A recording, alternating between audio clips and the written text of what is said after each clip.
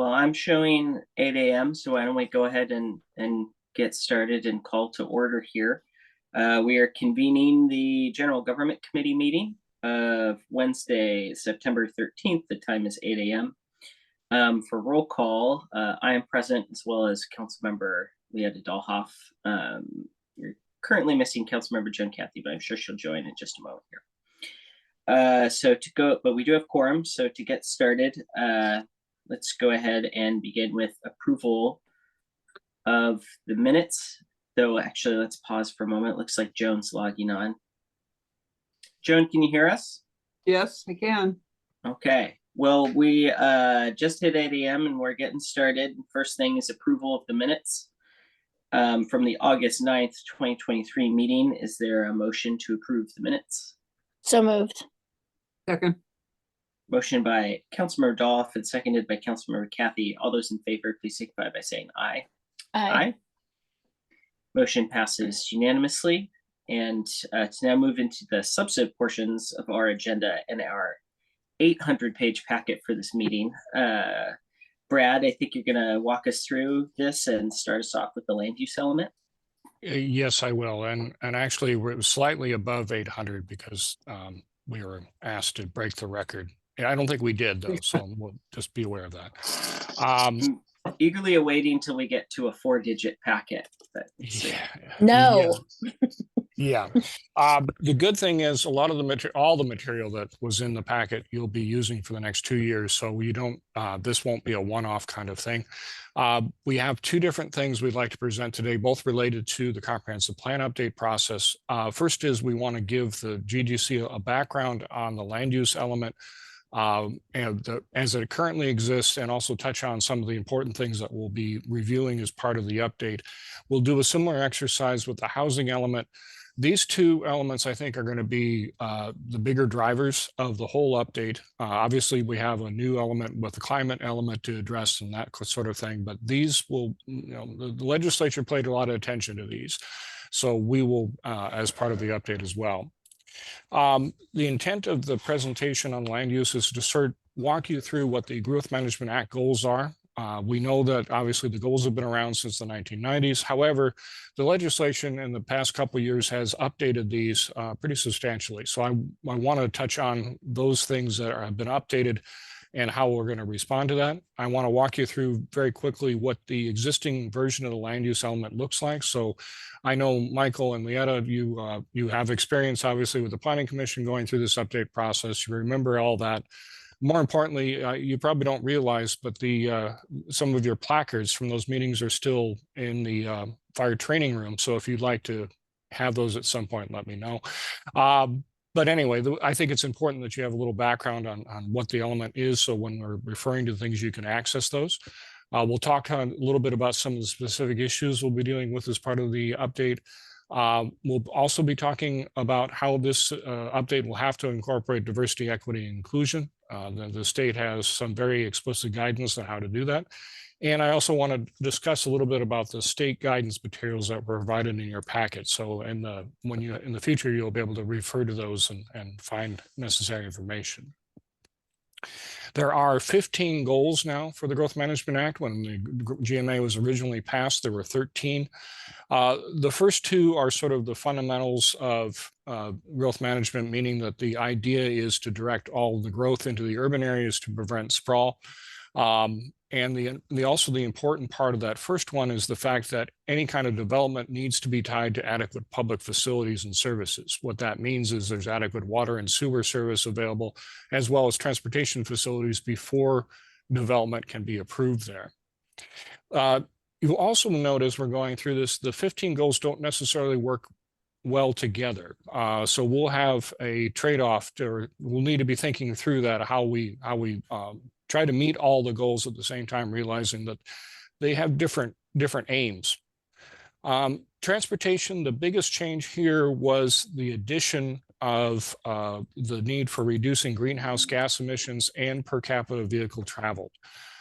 So that is something we'll be touching on a lot. Number one, through the land use plan, where we're going to be looking at ways to concentrate growth even more in terms of density to reduce the need to go between uses, using a car and so forth.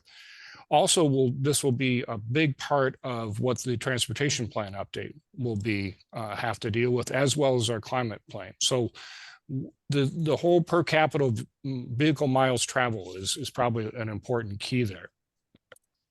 Brad, can Sure. I ask a question? For these goals, are these goals, like the language of these, is this what's required by state RCW, required by the GMA?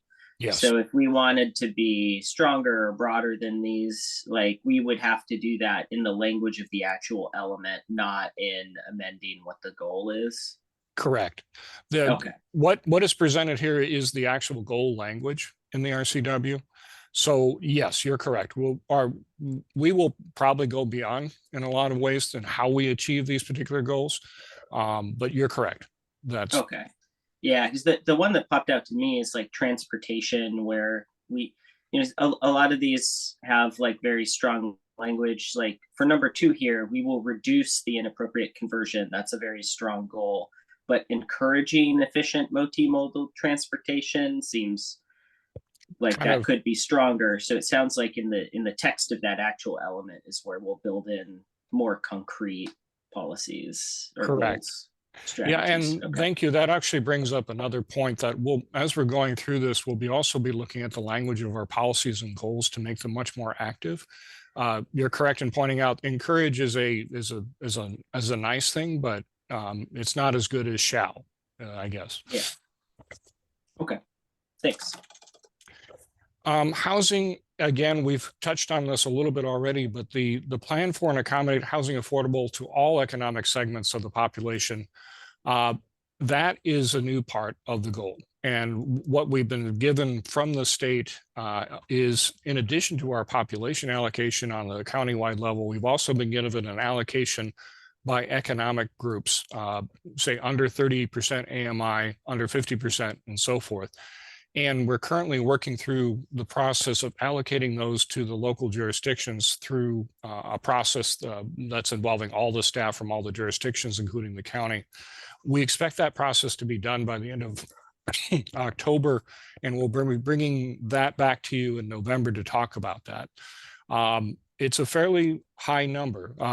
We have the middle numbers of housing pretty well between 80 and 120, but the housing types and housing allocation for under 80%, we'll need to be talking about how we're going to be doing that. Economic development hasn't really changed. It's still, again, recognized as important, that as an important goal of the Growth Management Act. Property rights has not changed. That, again, is something we always have to respond to and make sure that we don't take private property for public use without just compensation. There's a whole, obviously, federal and state law regarding that. Permits, again, no change on that. However, the state legislation this past session did have a new bill that changes a lot of the things we do and the timelines for how we turn around permits. Basically, we have to do it even faster than we're doing it now. Natural resource industries, this is the one change in here that I draw your attention to is in the past, it's been maintain. It's also now maintain and enhance. For us, we just have to be concerned with, we have a little bit of forest lands, and we also have a little bit of mineral lands that we need to be concerned with here. Open space, this has been expanded, actually. It had been before just open space. Now they've added green space as well as this. And so this is going to be an interesting, trying to figure out the difference between open space and green space is something I'm still trying to figure out, but we'll get to that as we go through the update. An important change to the environmental goal of protecting the environment is also we're now required to enhance the environment. So it's above and beyond just setting it aside, putting a buffer around it and calling it good. We're going to have to figure out how we're going to actively enhance the environment through this process. The citizen participation goal has also been updated. In addition to just encouraging involvement of citizens in the planning process, the important addition here is the participation of vulnerable populations and overburdened communities. This is made even more explicit in the guidance from Commerce for the housing element. There's a very explicit way of how we're going to be addressing that and how we need to show our work for that. So we'll talk through that as we get deeper into that process. Public facilities, again, we talked about that a little bit at the beginning. Historic preservation, again, no changes to those two. These are two new goals. The climate change and resiliency is a brand new goal as of this year. We have to meet this as part of this current update. Again, we've sort of talked about the per capita vehicle miles traveled part of this. However, as you can see, unlike some of the goals, this is much more prescriptive. So the good thing is we have done a bit of the work already with the climate action plan. However, we're going to have a bit more work to sort of create a new element to do this. We had thought originally that we would be able to spread this across all of the elements, but we're going to have to actually have its own element to deal with this. The good news is the state has made grant funding available for that very purpose, and we're in the process of preparing a grant application for that. The last goal is dealing with shorelines of the state. Originally, the shoreline regulations in the GMA were two separate entities under state law. The shorelines of the state have now been brought into the Growth Management Act and are officially an element of the comprehensive plan. We are current with our shoreline master program, so we don't have to do an update until 2030 on that one. So we're in good shape with that. There are some specific state requirements in addition to those goals for the land use element. Some of them are fairly self-explanatory. That obviously, when we're talking about land use, we're talking about the general distribution and location of uses of land. So that obviously, you know, where commercial uses be located, where residential uses and so forth. We're also dealing with population densities and intensities of development. That's in buildings and other things. And I think we're going to be doing a lot more of that work because of our requirements for demonstrating that we allow for the kinds of housing that are going to be required under the housing element for the various populations. What I mean by that is typically the under 80% affordable is not going to be in single family housing. It's going to be in apartments, which means that's going to be much more dense, and we're going to need to figure out where those things are going to be located. It'll probably be more space than we currently have right now allocated for multifamily high intensity development. So we'll have some conversations of what that means and what that will look like in terms of neighborhoods and how we make that all work. We're also supposed to protect the quality and quantity of groundwater. And this is a newer one, consideration for achieving environmental justice and avoiding or worsening or creating environmental health disparities. This all falls under a larger rubric there for that, but we need to be more explicit about how we address those things. This is a carryover, I think, from the original one, things that we can do to promote physical activity, reduce vehicle miles traveled, but without increasing greenhouse gas emissions elsewhere. So this is basically keeping the people who are working here as close to their jobs as we can is really a big part of that. Dealing with stormwater runoff and preventing pollution of the waters of the state continues to be important.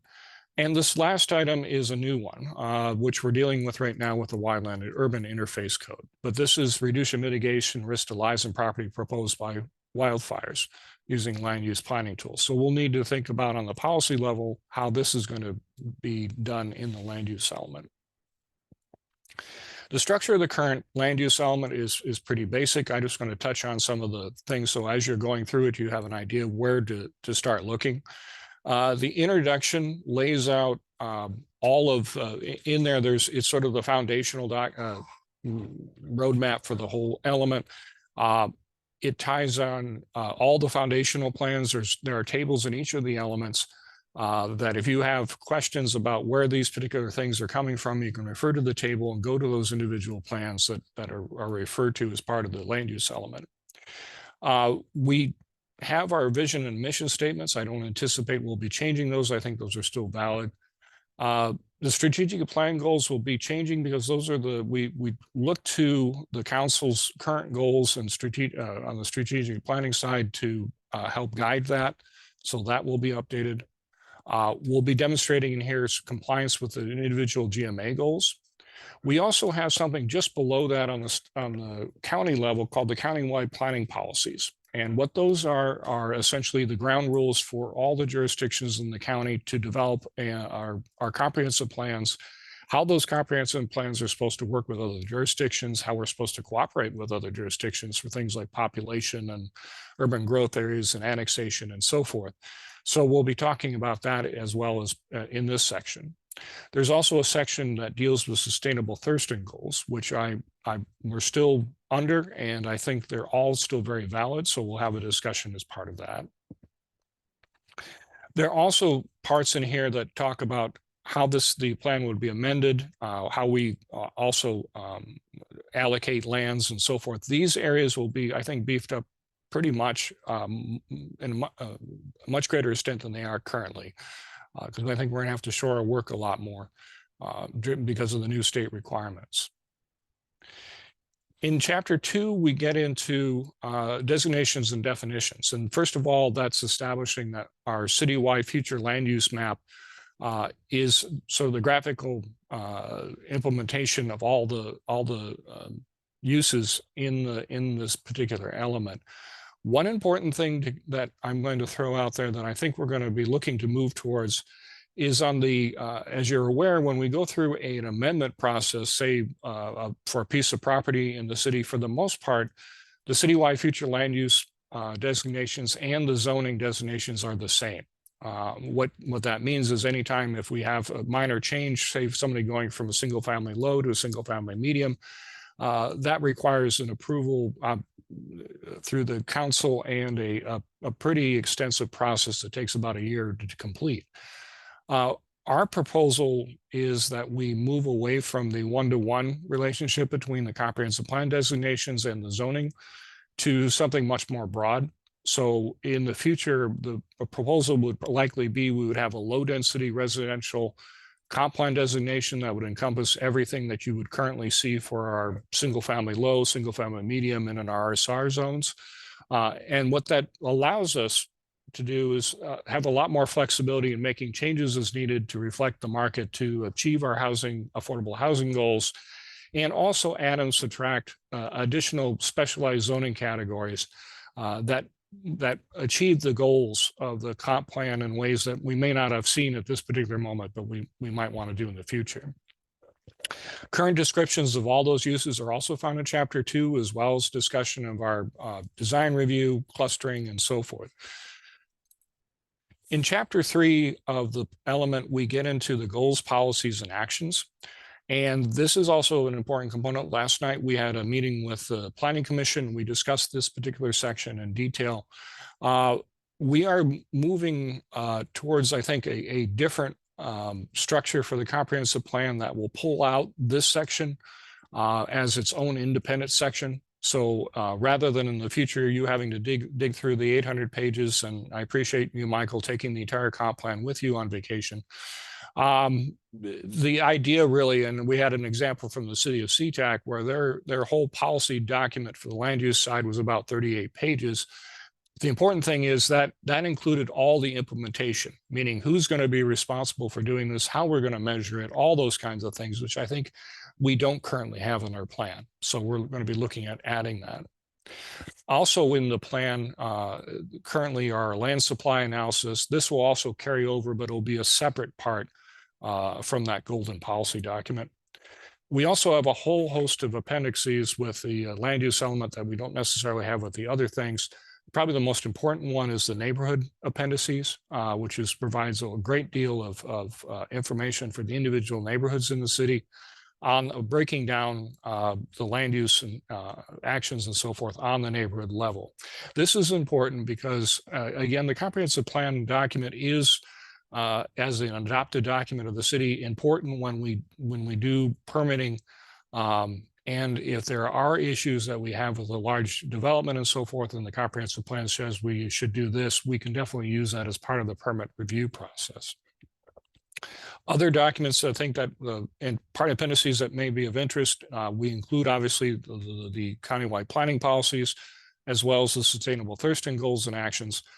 We also have a glossary in there that's helpful. And also in addition to that are our land use maps and our neighborhood maps and so forth.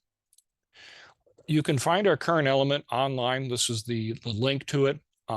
This is also the link to all the other elements that are part of the current plan. So if you have any questions or anything, or you need more information than what you can find here, you can definitely let staff know about that.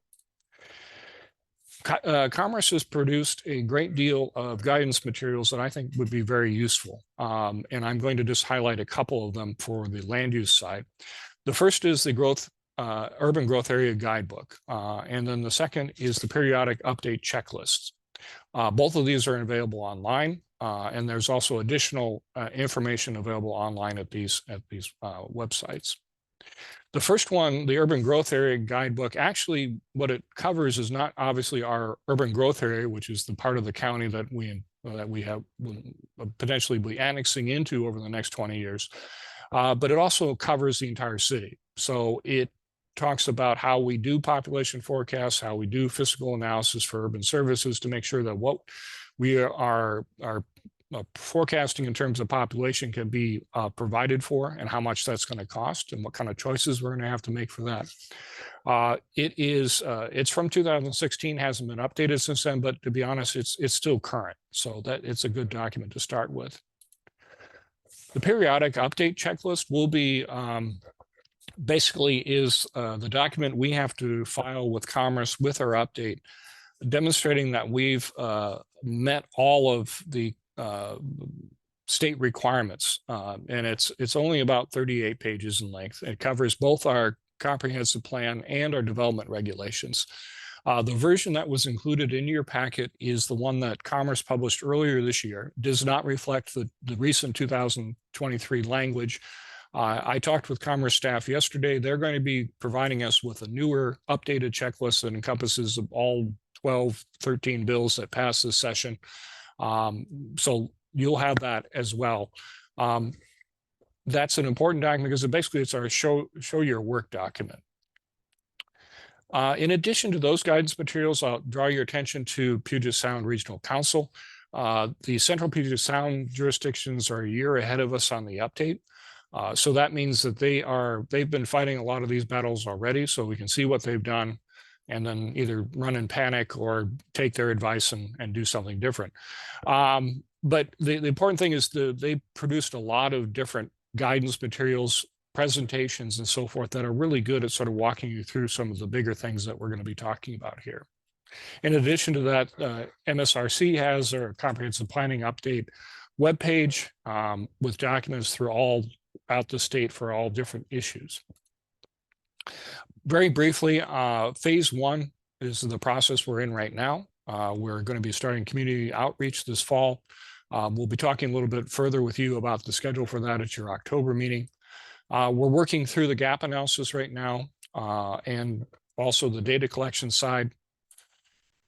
The gap analysis, we're going to be taking a look at everything from that checklist through the periodic updated materials and so forth, and this will be for our purposes to make sure that we're addressing all the requirements that we need to address, plus some of the additional concerns that have been raised throughout the years on the city side.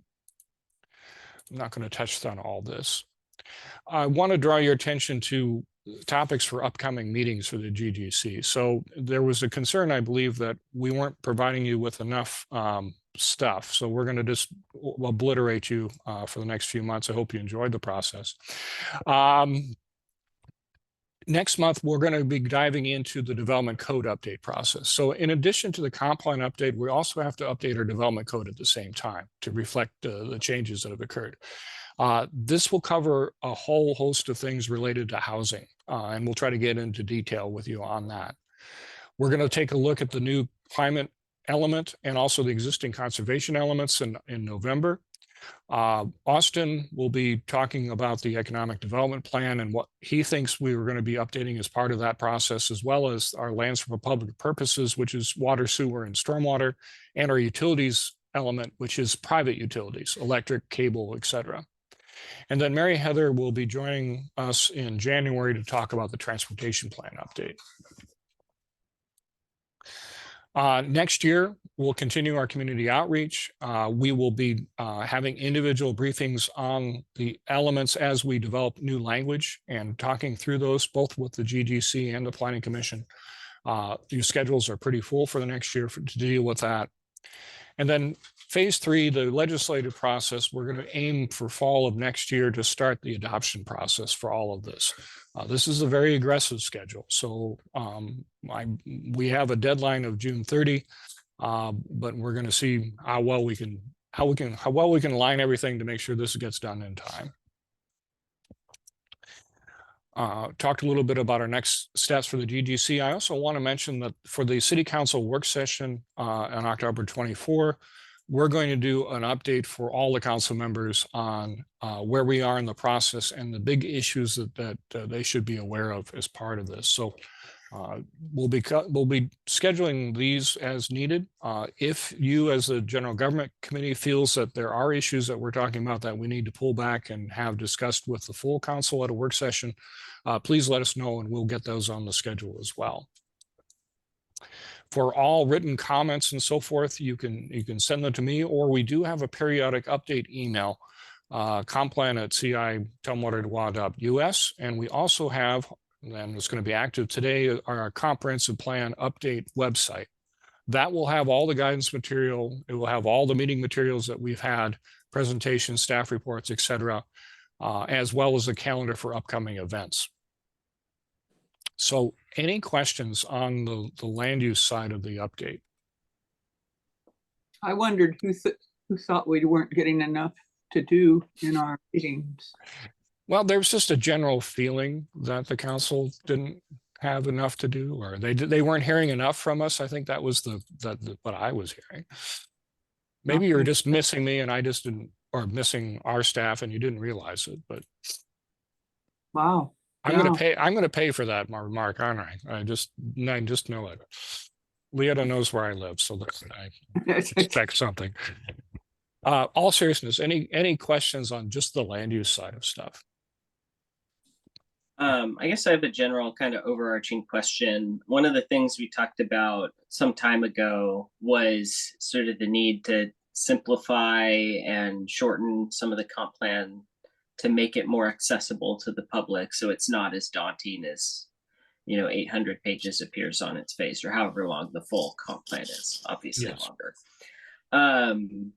But with all the requirements that the legislature passed that we now have to take into consideration, and it also with adding an entire new element section, do you think that's still sort of a plan or an achievable outcome, or is it sort of like we're refining, but we're also adding, so it's going to be different, but probably in the end, we might not be able to sort of shorten things? Or what I've also seen done with other complex governmental documents is there's like a citizen's guide to X document.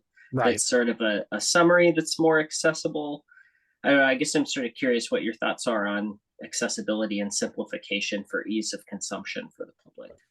Yeah, I think number one, we have requirements from the state that we have to basically show our work. So the document itself, the overall comprehensive plan will probably be in similar size to what it is now, just to show what we need to do. How we present that and how we lay that out for future use, there's the one time demonstrating all the requirements, we need all the requirements, and then there's how do we make sure this document is used in the future? Because the important part of the document is the policies and goals and so forth. So we're going to be pulling those out from the main documents so that the council, the commissions and so forth, and the staff have easier access to them. So as we're doing actions within the city, we're referring to those particular goals and policies. We're also exploring different options, as you mentioned, for user guides. We attempted something with the 2016 update. I think we're just going to be much more, we'll be following something a little simpler on those lines, just to sort of, first of all, explain what the document is, and if there's information, people want to delve into it, where they can go. But more importantly, those elements that are going to continue to be used and that need to be used in the future, like the goals and policies, we're going to really pull out and emphasize. Great. Thank you. Councilmember Dahlhoff, you have a question? Thank you, Michael. So thinking back, which is a little traumatic for me, when we were on Planning Commission going through this with you, Brad, knowing that to set us up for success, the Planning Commission and council and staff, thinking when we get this notification on Friday that the packet was ready and I opened it and it was 830 pages, that's not realistic for me to have, right? So I remember back in the day, we would get like teasers or reminders. So I'm wondering, as we move forward with this update, what does it look like for those council members who use Nextcloud to have a folder with the elements that we're on, and then a reminder or a heads up before, right? Give us more time so that we're more engaged and responsive. And also, what does it look like? I know with the iterations of Planning Commission, sometimes when we were reviewing something, then an update came from Planning Commission, then we had to go back and review it. So what does that communication look like when we remember something or we change something, so we got to go back? How does that all play into our timeline? Yeah, thank you. The first part of your question about a central place for the council members to go to the documents and so forth. We're on the website. We'll be adding all of the guidance materials are available on the website. But more importantly, as we're getting into the drafts and the draft documents, I would like to work with our staff to help you create that level of folders that you described, and do the same thing with the Planning Commission.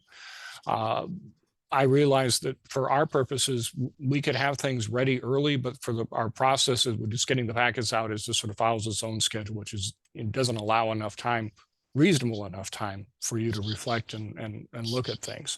So I think we'll take advantage of that file sharing system much more. Then perfect. And then thinking, how do you what will work best for you and your staff of getting comments? Like, I remember back in the day, I would print it out and I would do tabs for you, right? Michael and I were just joking about that last night. And you would take what you wanted and, curse my existence and then move on. What does that look like for you now? Like, what would work best for you? Yeah, we're still trying to figure that part out. So it will be electronic. I think it's just easier that way, unless of course you prefer to use paper. I can handle paper. Might have to increase our budget again just to cover the cost of the paper. But yes, no, however makes it more comfortable for you to provide information and response back to us would be a good thing. Okay. We are also trying to tie together sort of the topic discussions between the Planning Commission and the GGC to make sure that we're sort of, as much as possible, close together on these discussions. So if there are particular issues that are coming up, say, for example, with the Planning Commission last night on housing or land use, we can share that with you and get a general early read on things. So, it's not like we finish everything. Planning Commission has this great recommendation on this document, and then leave it to the council to try to figure everything out after the fact. So we'll try to, as much as possible, work together on that. Another option that's available, that we do have one joint meeting scheduled with the Planning Commission in December to sort of talk about the next steps and for the update. But where we need to, I'm thinking in the case of housing especially, and perhaps in how, if we're dealing with some of the land use designations, I think joint meetings would be a good idea. So we'll look at opportunities to do that. So we have everybody in the room at the same time. Perfect. For that kind of discussion. Thank you, Brad.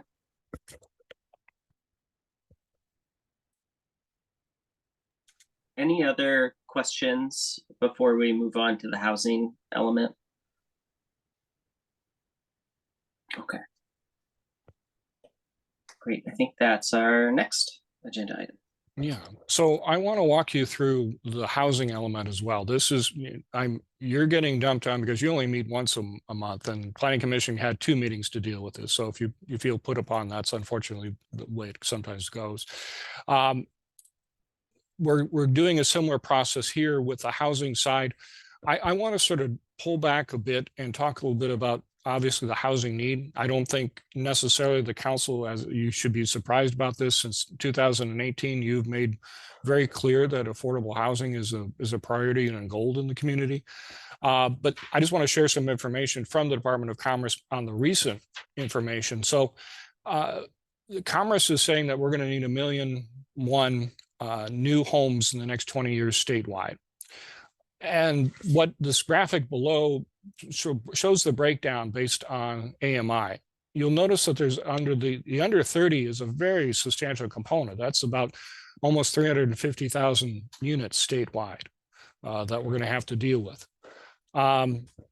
If you figure Thurston is probably just slightly less than 10% of that, that's about 30,000 units countywide that we're going to have to figure out. And included in that is the emergency housing side of things. So we actually have this is not just us, it is truly statewide.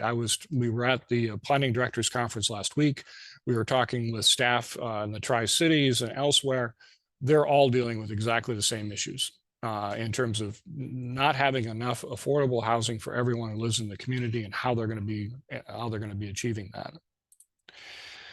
In December, the Puget Sound Regional Council and Commerce completed a housing survey, and I'll just touch on some of the high points here.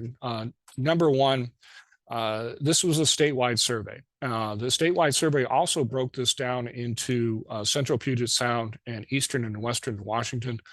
We fall into the Western Washington categories, but the responses were fairly comparable across all the regions.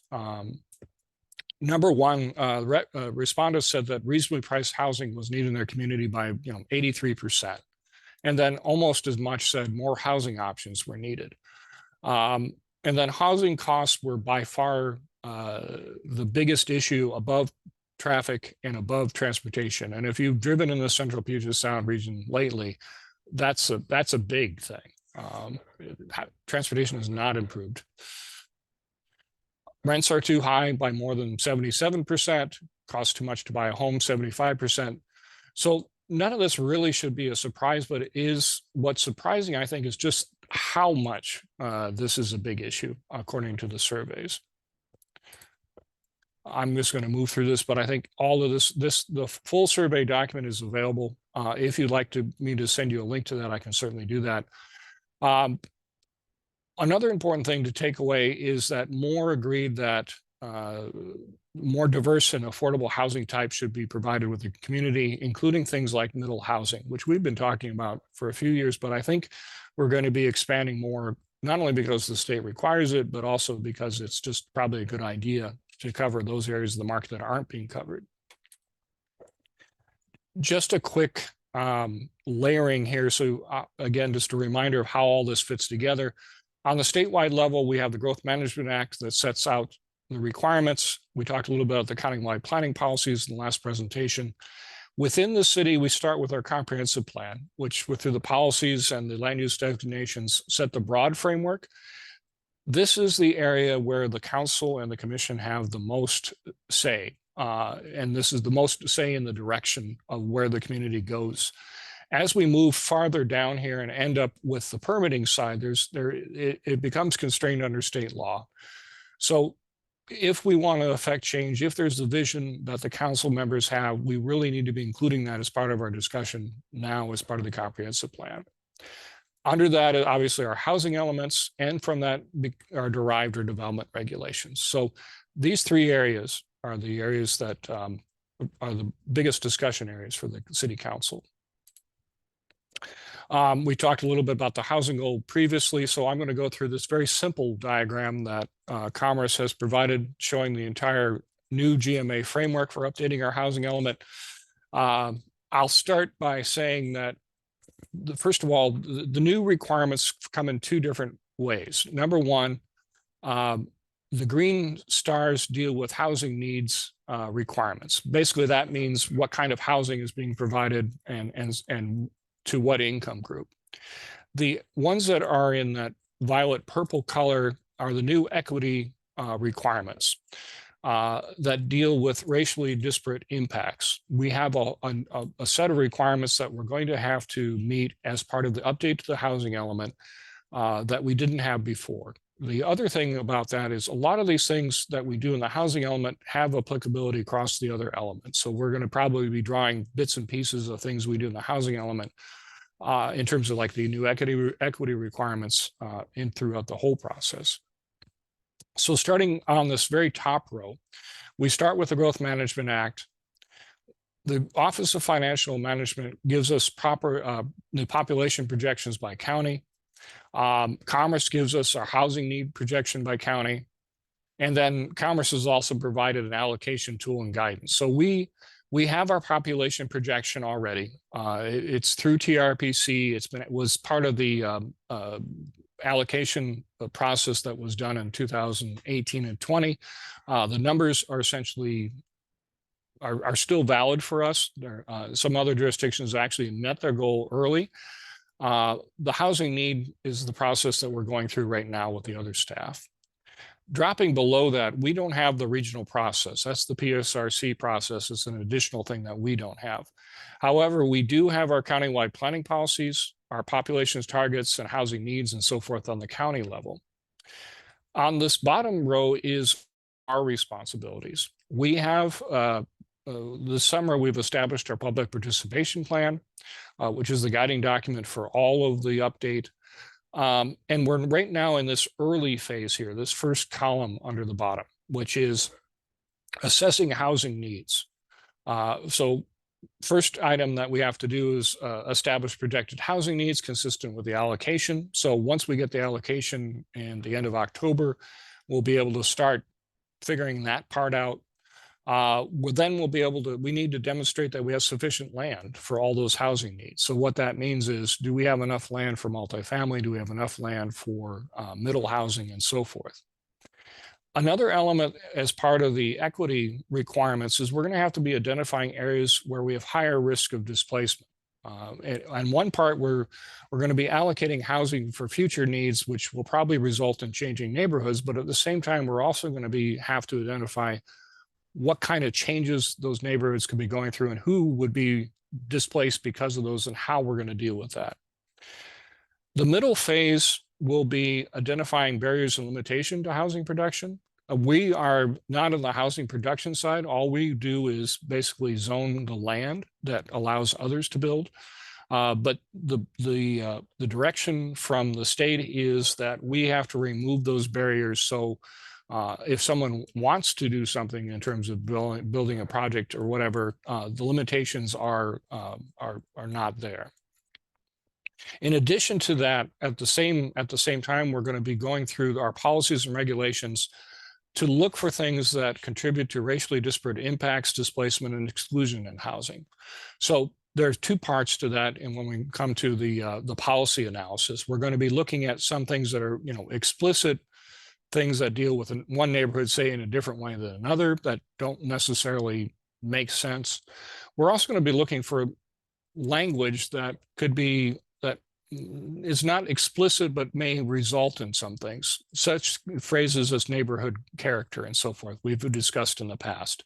Those kinds of things will be definitely things that we'll be looking at as part of that. The last phase of the process is documenting the programs and actions needed to achieve housing availability. So how we deal with all income levels, how we deal with connections to employment, especially for those lower wage jobs. We want to make sure that we have access to lower wage jobs and it's a nearby. We need to develop goals, policy, and objectives for everything from single family to moderate density. And then on the equity side, we're going to need to identify and implement policies and regulations to undo racially disparate impacts, displacement, and exclusion. So there are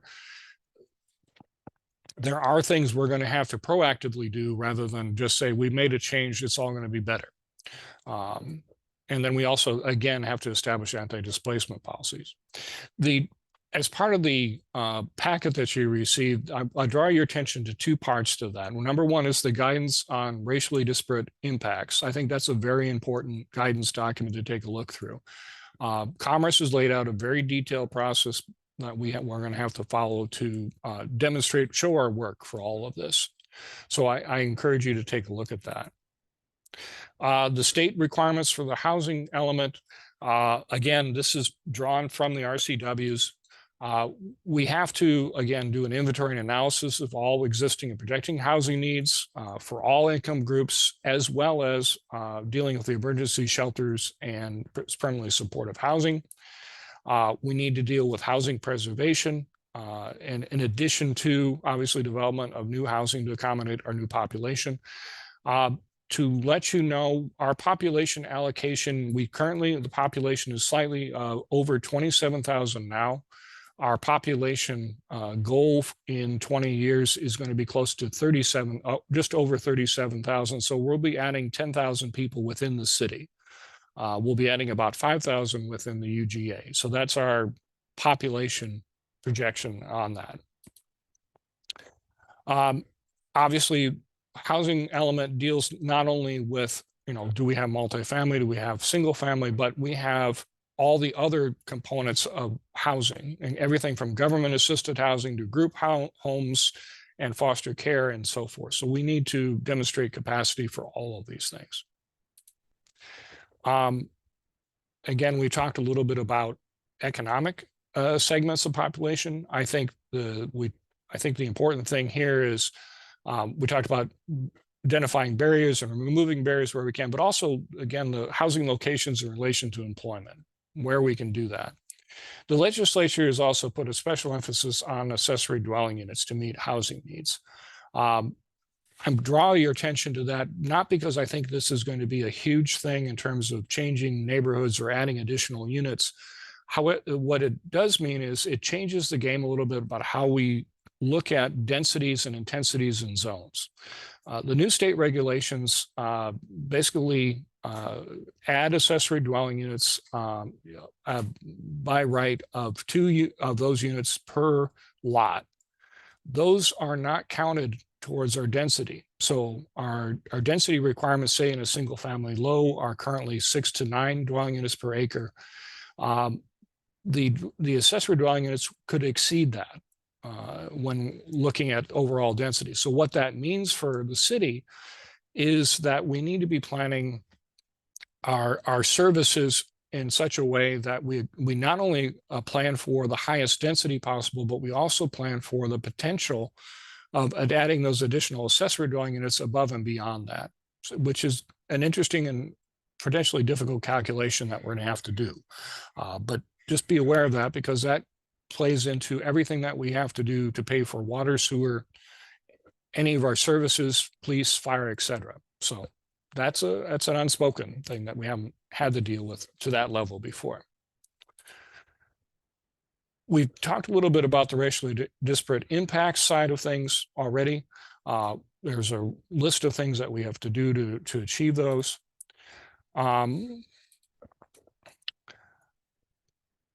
Here's a general process diagram that we'll be following. We are at the step 1, engage and the community. We're also starting the process of gathering and analyzing the data. We'll be coming back and evaluating the policies with you, as well as revising the policies and finishing our review and update regulations after that. An important thing on terms of SEPA and how we're handling, how the state has changed this for how SEPA review is done. Any adoption of actions that increase housing capacity, increase housing affordability, or mitigate displacement that apply outside of critical areas, meaning wetlands, steep slopes, and so forth, aren't subject to SEPA appeal.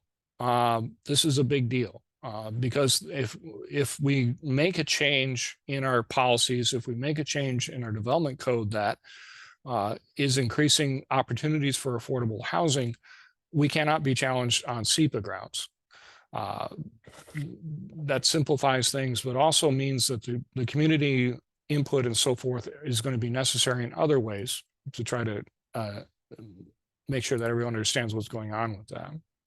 I'm not going to go through the countywide policies. The interesting thing is the countywide policies were last updated in 2015. For the most part, they jive with the current state legislation, especially things like accommodating low and moderate income housing throughout each jurisdiction rather than isolated in certain areas, and exploring ways to reduce cost of housing. And accomplish a fair distribution of affordable housing among the jurisdiction. So that's exactly what we're doing right now with the housing allocation process. Sustainable Thurston goals along similar goals, except they focus sort of on the connections between housing and land use. So increasing housing on urban corridors and centers, and so forth. We are going to be incorporating a lot of the work that we have done on the Housing Action Plan back in 2021. It will definitely be used as guiding how changes in the policies and regulations will occur. So the good thing is we've done a lot of homework to get us to this point to help, but we have a little bit more to do. Housing Action Plan fits in a couple ways. On one hand, it informs the comprehensive plan update, including the housing element, capital facilities, and land use.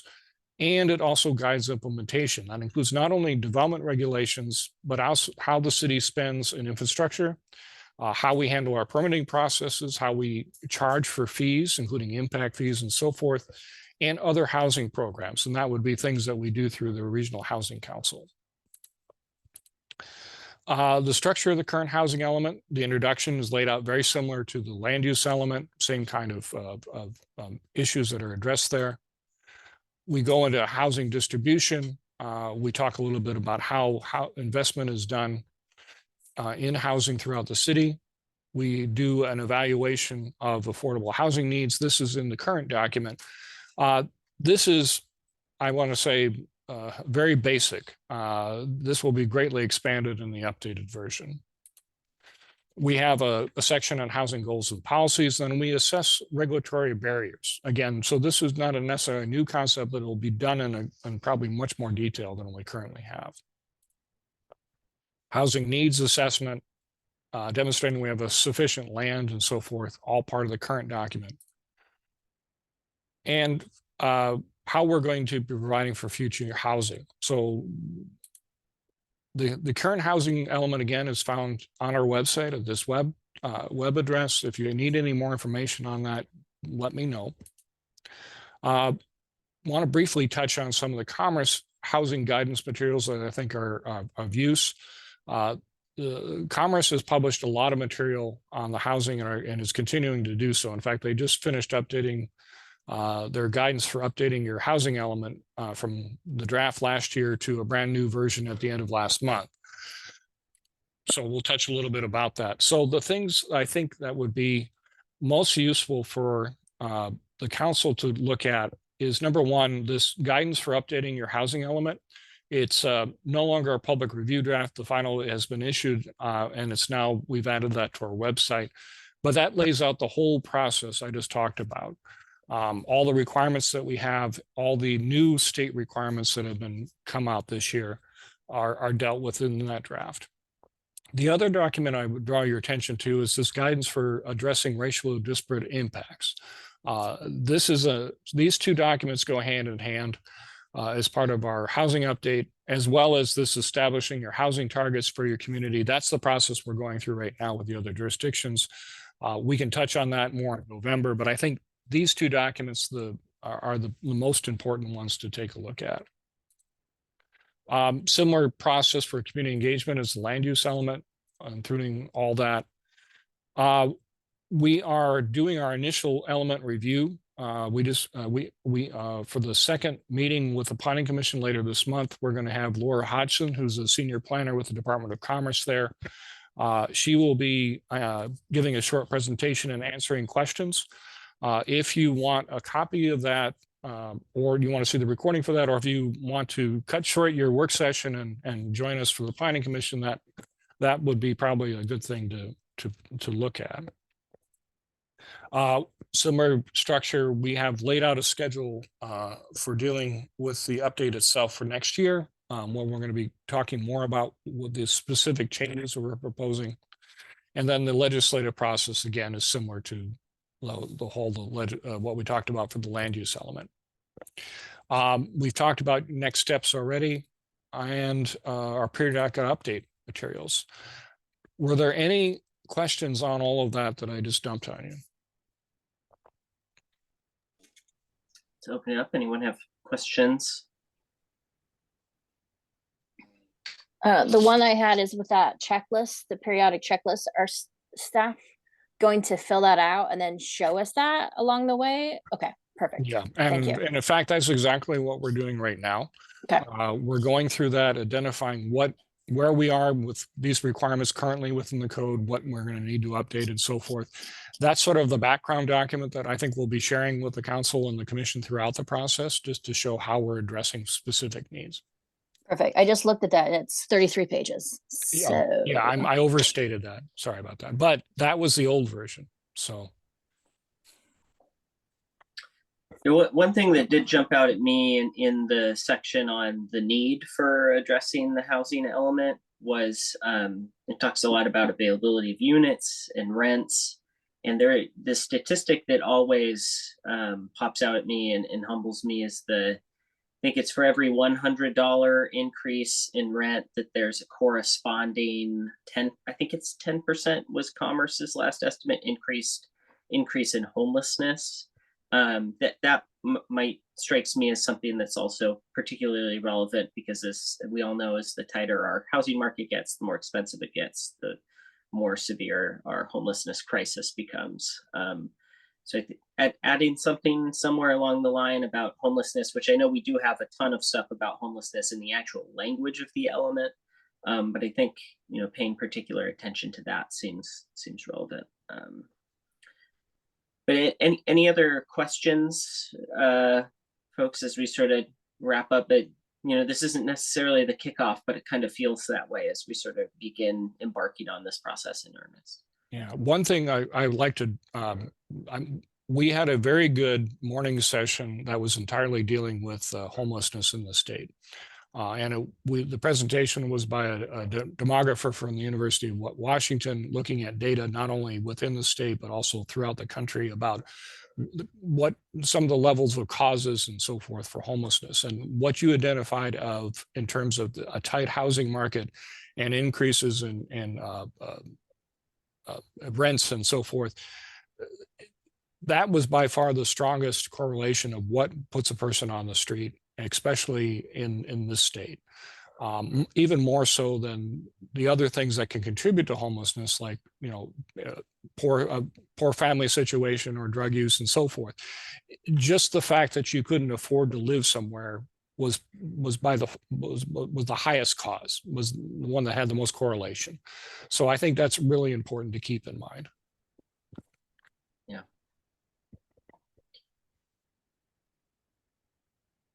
Joan, you look like you have a thought to add.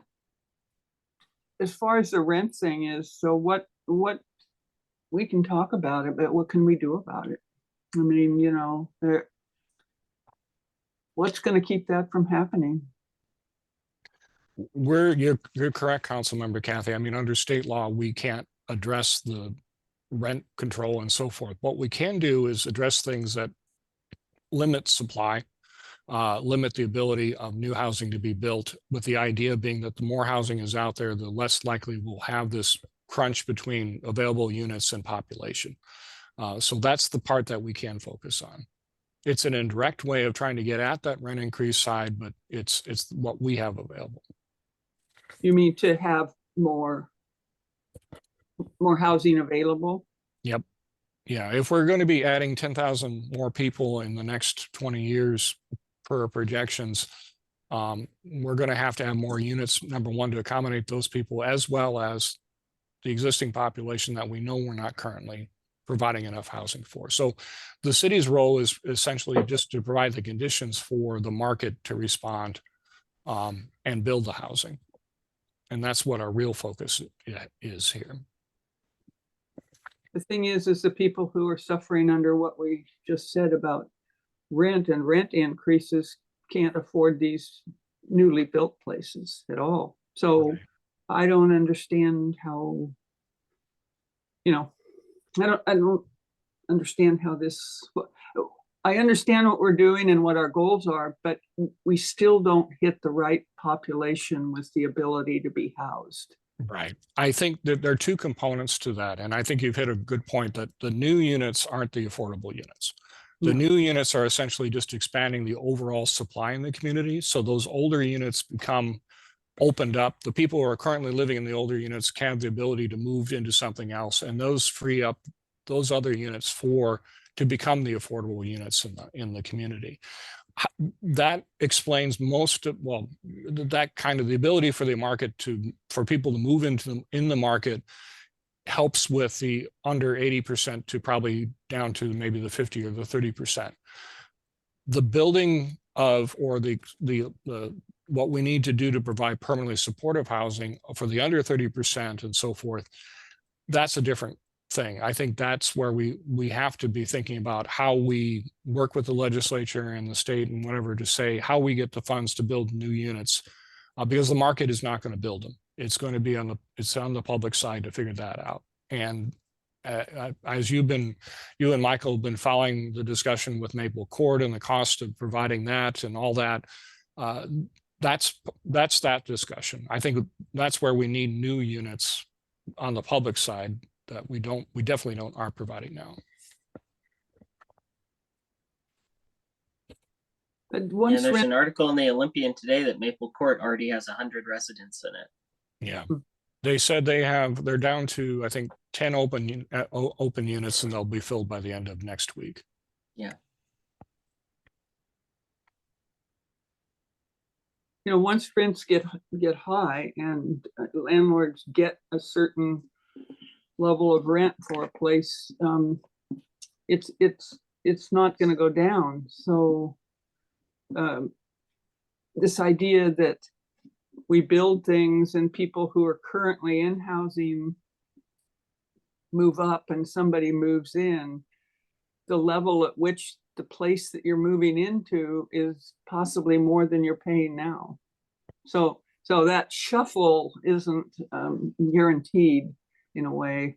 I mean, I just look at those places across the street from the post office in Olympia as I go use the mail, and that's not the most beautiful place in the world. And their rents start about $1,700. Well, wow. And so somebody's going to move out of that and pay more, but so that'll be a ground level kind of thing. And a lot of the people who are doing it, I hope this thing we think is going to work, but I don't know. It really concerns me. That I'm not sure how we do it. I mean, we do our best, but Yeah, and that was kind of some of the questions I had for the Commerce staff yesterday were along those lines. I was more concerned with, we can do a paper exercise and demonstrate that we, allow for these things, but that doesn't, I don't think you want to, as a city council member, saying, hey, our comp plan allows you to do this. And then people say, well, why isn't it happening? It's always what else can we do to help part that I think we need to be thinking about. yeah. I think that ties into some of the discussions we've had in the past that Joan has initiated regarding the incentives, right? And going back and looking and see who's taking advantage of them, the 8 to 12 years, the location, and looking like, what does that really look like? I think this lines up perfectly with walking our walk and what does that look like and what we're offering, and that relationship and the rapport that we're building with builders, right? And what does that look like? So I think that it all lines up. Mm-hmm. I agree. Well, I think we've come to the end of our substantive agenda, and we're at 9:04 here. Any other final thoughts before we sign off? I look forward to this quality time with Brad for the next year or two. Thank you so much. I appreciate you sharing your life with us. All right. Thanks, everyone. See you at the next meeting.